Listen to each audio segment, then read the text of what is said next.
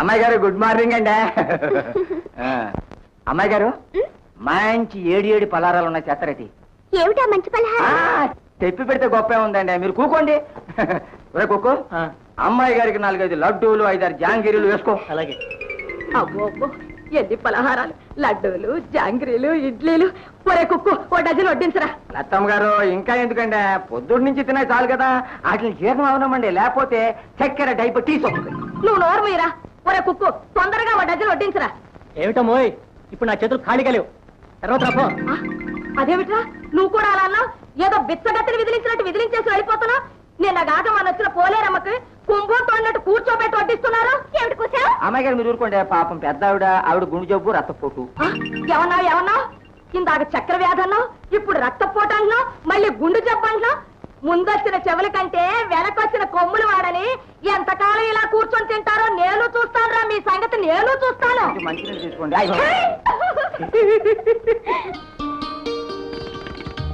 సంధ్య సంధ్య వచ్చేసారా? ఏంటి ఇంకా నీ అలంకారం పూర్తిగా లేదా? ఇదిగో 1 minute. కమాన్ స్పీడ్ అప్. రెడీ.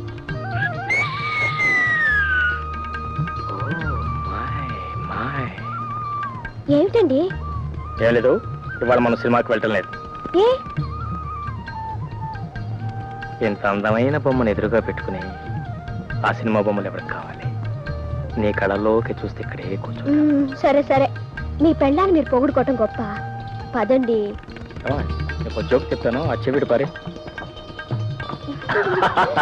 నవ్వాలి గట్టిగా నవ్వు, జోక్ నాది కదా, నవ్వు వచ్చినా లేకపోతే నవ్వాలి. మా జ్యోతి జ్యోతి అరే ఇదేంటమ్మా ఇంకా ఇలాగే ఉన్నాయి? అమ్మా నువ్వు అర్జెంట్గా వెళ్ళి డ్రెస్ మార్చి రావాలి. కమా no time, speed up speed up. ఏం లేదమ్మా, నువ్వు నేను మీ వదిన కలిసి సినిమాకి వెళ్తున్నాం. English cinema, to serve with love, to serve with love. నేను ఎందుకన్నయ్యా, మీరిద్దరూ వెళ్ళండి. అదేం కుదరదు, నా బంగారు చెల్లి లేకుండా నేను సినిమాకి వెళ్తానా? కమాన్ అయితే నేను కమాన్ 5 minutes ఓన్లీ 5 minutes.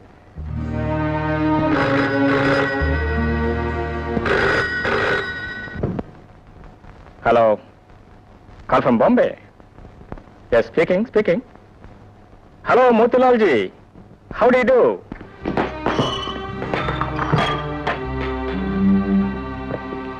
ఏమిటి సంధ్య, ఏమిటి అంతా? ఏమిటి నగలు తీసిస్తున్నావు? నేను సినిమాకి రావడం లేదు. నేనెందుకు, మీ అన్న చెల్లెలు ఇద్దరు వెళ్ళండి. అదే ఏమిటి మరి చిన్నపిల్లలాగా ఏదో మనతో పాటు సరదాగా సినిమా చూస్తుంది కానీ పిలిచాను, ఆ మాత్రాన్ని కలగాలంటే? అదే మీకు అర్థం కాలేదు. భార్య భర్తలిద్దరూ అన్యోన్యంగా వెళ్ళాలని బయలుదేరినప్పుడు ఆనుకున్న పుడకలాగా ఆవిడెందుకు? సినిమా హాల్లో మనం ఏమన్నా రొమాన్స్ చేయబోతున్నావా? చేయకపోతే మాత్రం మన మధ్య మూడో మనిషి ఉంటాం నాకు ఇష్టం లేదు. I want privacy. All right, నీకు అంత ఇష్టం లేకపోతే మా చెల్లెని రావద్దని చెప్తాను. ఓకే రా వెళదాం. ఇప్పుడు చెప్తారండి, అక్కడికి మీరేమో పెద్ద ప్రేమ గల అన్నయ్య అయినట్టు, నేనేమో బ్రహ్మ రాక్షస అయినట్టు. మీరెళ్ళండి. సంధ్య, ఈ మాత్రం చిన్న విషయానికి ఎందుకంత పెద్ద రాత్రంతం చేస్తారు? నా మాట వినరా? Please leave me alone. నువ్వు నీ మొండి పట్టుదల. బాగున్నాయి.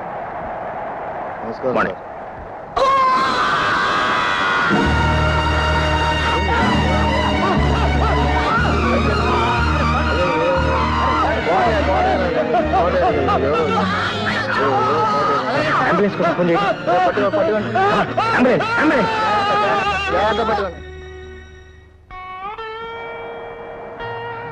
సారీ కోటయ్య, నీ ఉద్యోగ విషయంలో నేనేం సహాయపడలేకపోతున్నాను. అర్థమైంది బాబు, మీరేం చేస్తారు? నా రాత బాగోలేదు, అయినా చేతనైన సహాయం చేస్తున్నారు. 6,000 నష్టపరిహారంగా ఇవ్వమని కోర్టు వారు తీర్పు చెప్పారు సార్. 6 కాదు, 15,000 ఇప్పించండి. అలాగే. కోర్టు నిర్ణయించేది వాళ్ళకి జరిగిన నష్టాన్ని బట్టి, మనం చూడాల్సింది వాళ్ళకి వచ్చిన కష్టాన్ని. కోటయ్య, నువ్వు మా సర్వీస్లో లేకపోవచ్చు, నీ కష్టానికైనా నష్టానికైనా మేము ఎప్పుడు అండగా ఉంటాం అనేది నువ్వు మర్చిపోవద్దు. God bless you.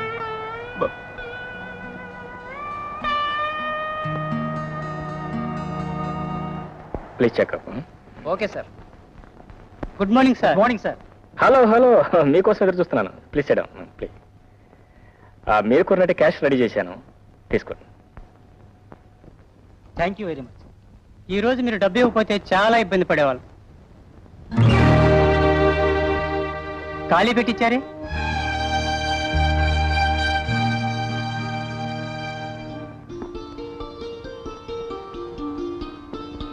సంధ్య, ఈ నెక్లెస్ ఎలా ఉందండి? బాగుంది. నాకు చాలా నచ్చింది. Beautiful design. అది సరే, బ్రీఫ్ కేసులో పెట్టిన డబ్బు నువ్వేమైనా తీసావా? తీశాను. అది పెట్టేగా నెక్లెస్ కొన్నాను. ఏంటి? అది ఆఫీస్ డబ్బు. బాంబే పార్టీకి ఇవ్వాల్సి తీసుకొచ్చించాను. ఆఫీస్ డబ్బని దాని మీద ఏమైనా ప్రింట్ చేసి ఉంటుందా? ఇవ్వాలంటే చెక్ ఇవ్వండి. ఆ మాత్రం తెలియకుండానే తీసుకొచ్చి పెట్టా అనుకున్నావా? వాళ్ళకి వాళ్ళ క్యాష్ ఇస్తానని మాట ఇచ్చాను. వాళ్ళందరిలోనూ నా తల కొట్టేసినట్టయింది. అయినా డబ్బు తీసే ముందు నాతో మాట చెప్పాల్సిన అవసరం లేదా? ఇదే నీ సొంత డబ్బు అనుకున్నావా? ఆఫీస్ డబ్బు. అవునండి, నా సొంత డబ్బే. ఆఫీస్ డబ్బు నా డబ్బు కాదంటారా? నాకు కావాల్సి వస్తే నీకు కావాల్సి వస్తే మీ డాడీని అడుగు, లేదా బ్యాంక్ నుంచి డ్రా చేసుకో. అడిగే అలవాటు లేదు, అవసరం లేదు. అయినా ఇంత చిన్న విషయానికి మీరు ఎందుకు అంత గొంతు చించుకుంటున్నారో నాకు అర్థం కావటం లేదు. చేసిన తెలివి తక్కువ పంచాలకు ఇంకా ఎందుకు బుకాయిస్తా? What happened? ఏమిటి హాట్ గా తప్పాలనుకుంటున్నారు? ఏమయ్య? చూడు డాడీ, నేను ఈ నెక్లెస్ కొనుక్కోవాలనుకున్నాను. బ్రీఫ్ కేసులో డబ్బు తీసుకుని కొన్నాను. తప్పే ఉంది? అది కాదండి, ఆ బాంబే పార్టీ వాళ్ళు క్యాష్ కావాలంటే నేను రెడీ చేసి ఉంచాను. అది తీసుకెళ్ళి ఖర్చు పెట్టేసింది. తప్పు కదా? తప్పే. నా డబ్బు నేను ఖర్చు చేయడం తప్ప డాడీ? తప్పే ఉందమ్మా. అది కాదండి, ఆఫీస్ డబ్బు నాకు తెలియకుండా ఖర్చు పెట్టడం తప్పు కదా అంటున్నాను. తప్పే. చూడండి, ఇద్దరు కేసుల్లోనూ స్ట్రాంగ్ పాయింట్ ఉంది. పాయింట్ కూడా ఉంది. Cool down. డాడీ, మీరు ఎప్పుడు ఆయన్నే సమర్థిస్తుంటారు. రావయ్య స్వామి, రా రా రా.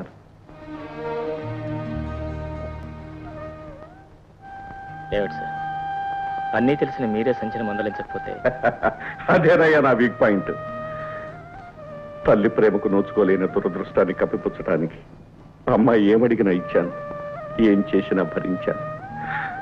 అందుకేనయ్యా ఇలా తయారైంది.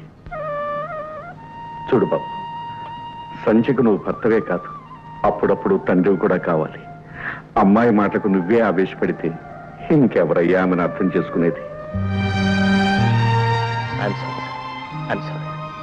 బాబు, నీలాంటి భర్త దొరకటం నిజంగా సంధ్య అదృష్టం బాబు, సంధ్య అదృష్టం.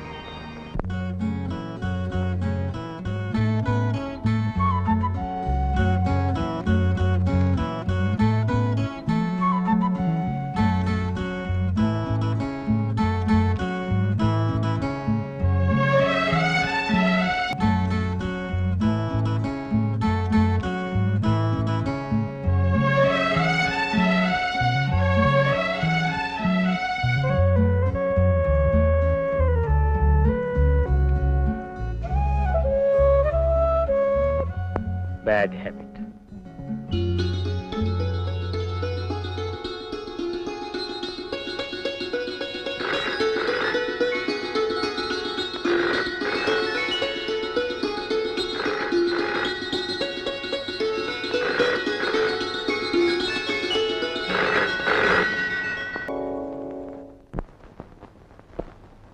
వదినా, ఈ నెక్లెస్ అయినా చూడు.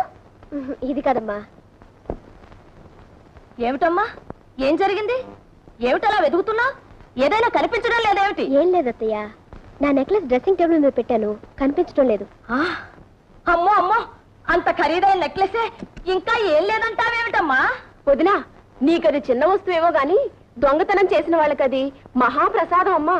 చచ్చా, మన ఇంట్లో దొంగతనం ఎవరు చేస్తారమ్మా? అలా అనకమ్మా, పెద్దోళ్ళలోనూ చిన్న బుద్ధులున్న వాళ్ళు ఉంటారు. పోయింది చిన్నది చితకటి కాదాయే. అనుమానం రాకుండా ఉండాలే గాని వచ్చాక తీర్చుకోవడమే మంచిది. చూడమ్మా, నా పెట్టి కూడా తీసుకొస్తాను, నువ్వే స్వయంగా చూసుకో తల్లి. అదేమిటత్తయ్య, మీ మీద నాకు అనుమానం. అది కాదమ్మా, ఉండు. అమ్మ చెప్పింది నిజమే వదినా.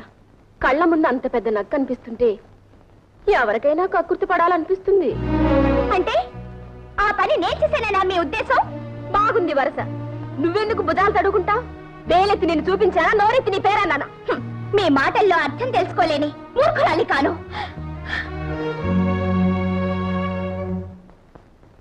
చూడమ్మా, బాగా చూడు. అయినా నాకెందుకమ్మా నగా నట్రాను? కావలసిన వాళ్ళే కాజేసి ఉంటారు. నా పెట్టి కూడా చూడదునా. నీ మనసులో లేకపోయినా ఎగదొచ్చే వాళ్ళు ఉంటారు. నాకు దొంగతనం చేయాల్సిన అవసరం గతి లేదు. చూడు, బాగా చూడు.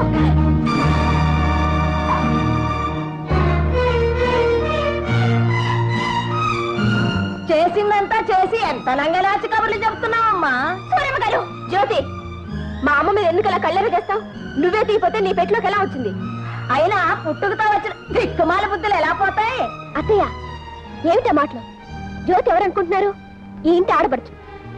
చస్తే అలాంటి పని చేయదు. నాకు ఆ నమ్మకం ఉంది. కల్లారా అనిపించిందల్లా నిజమని నమ్మక్కర్లేదు. మీరు వెళ్ళండి. సరే, మనకెందుకులే అమ్మా, పోదాం పద.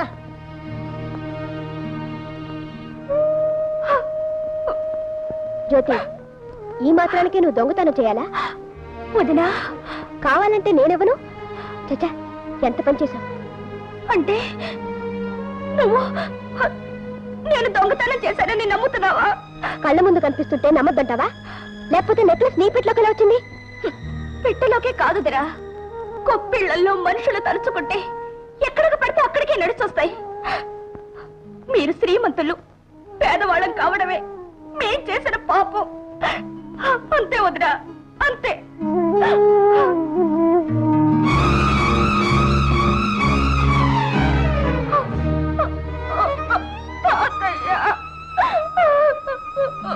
విన్నానమ్మా, అంతా విన్నాను. అర్హత లేని చోట ఉండడం మనది తప్పు కాని వాళ్ళది కాదమ్మా. పదమ్మా, మన ఇంటికి పోదాం, పద.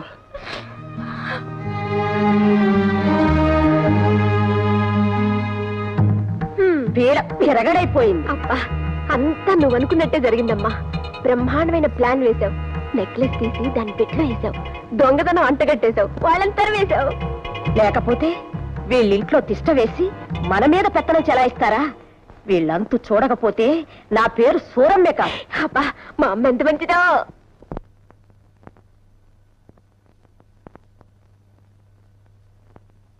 ఇదేవారు తాతయ్య మాట అయినా చెప్పకుండా వచ్చేసారు. అంటే ఎల్లకాలం తింటూ అక్కడే కూర్చోమంటావా ఏమిట్రా? మనకి ఓ ఇల్లంటూ ఉందిగా. అయినా దూరంగా ఉంటేనే బంధుత్వాలు దగ్గర అవుతాయి. ఉండేది ఊళ్ళోనేగా. నిన్ను చూడాలంటే 10 నిమిషాలు పని. సరేననుకో. తాతయ్య, ఏమ్మా, అక్కడ ఏమైనా జరిగిందా? ఎవరైనా ఏదైనా అన్నారా? ఎవరూ ఏమీ అనలేదన్నయ్య. తాతయ్య వెళదామన్నారు. బయలుదేరొచ్చేసాం. ఓ సింతేనా? మీరేదో చెప్ప పెట్టకుండా వస్తే అక్కడ ఏం జరిగిపోయిందని నేను భయపడిపోయాను. సరే, భోంచేద్దుగాని రా అన్నయ్య. అలాగే. వాట్? నా చెల్లెలకి దొంగతనం వంట కట్టారా? అవును బాబు, ఆ రాకాసి సూరమ్మ నోటుకొచ్చినట్టల్లా వాగిందండి. పాపం సెల్లమ్మ గారు పళ్ళెత్తి మాట కూడా అనలేదు బాబు. సంధ్య, నువ్వు మనిషివే పశువే? నీ బోడి నెక్లెస్ కోసం కక్కుర్తిపోయే దౌర్భాగ్య స్థితికి నా చెల్లెలు ఏనాడు దిగుతారు. ఓహో, అయితే అక్కడికి వెళ్ళే వచ్చారన్నమాట. చెప్పాల్సినవన్నీ మీ చెల్లెమ్మ గారు చెప్పే ఉంటుందే.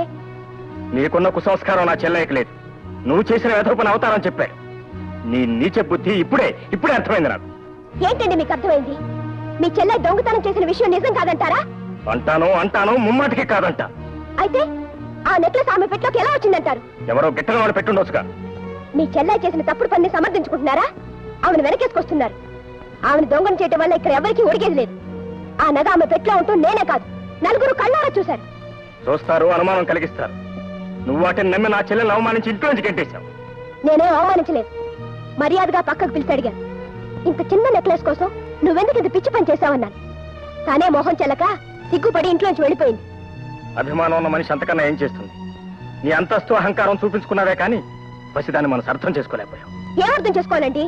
ఎదుట రుజువులు కనిపిస్తున్నా మీ చెల్లె నీతి పర్రాలని అర్థం చేసుకోవాలా? కొండంత సాక్ష్యాలు కనిపిస్తున్నా ఆమె నిజాయితీని మెచ్చుకోవాలా? సిగ్గుపడి ఇంట్లోంచి వెళ్ళిపోతుంటే కాళ్ళ మీద పడి ఇంట్లోనే ఉండమని ప్రాధాయపడాలా? సంధ్య, ఈ అభాండాలేసే బుద్ధి నీకు మొదటి నుంచి ఉంది. కానీ ఇంత జరిగినా నిన్ను గురించి ఒక్క మాట కూడా లేదు నా చెల్లెలు. అనడానికి ఆవిడకి ఎన్ని గుండెలు? అయినా ఏముంటుందండి? చూడండి, కేవలం మీ చెల్లెలైన అదృష్టానికి ఆవిడ క్షమించి వదిలిపెట్టాను. ఈ నిజాన్ని గ్రహించే సంస్కారం మీకుంటే ఆనందిస్తాను. సంధ్య!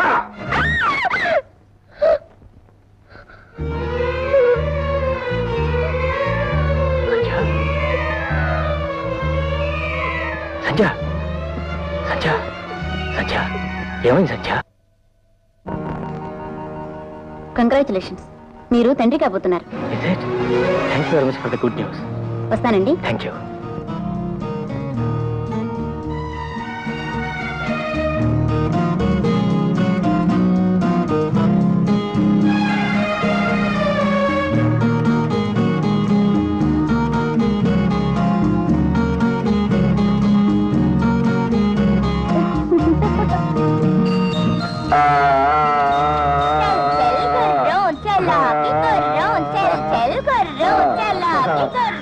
బాబు ఇక నేను పరిగెత్తలేనురా, నాకు ఆయాసం వస్తుందిరా.